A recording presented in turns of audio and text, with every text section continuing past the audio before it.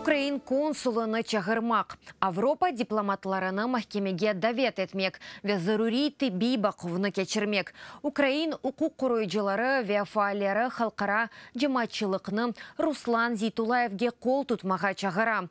Бу Хизбут Тахрир иші бойынша тұтылған қырымтатарыдыр.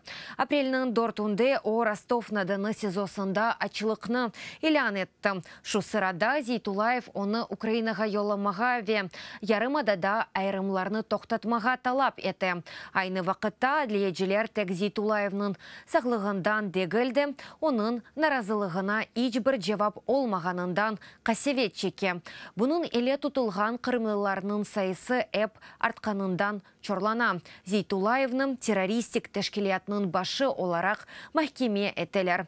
Она 20 елік апис жазасы беріле. Біле, бұның еле Қырым мұсылманларының сақты іші бойынша да 19 инсан кече. Шу вақытта ичтимаи ағларда сияси мабюске дестек акциясы башланды. Ресам сиясетчі ве журналистлер махсус фотосуретлерінден Русланның адыны язғанды.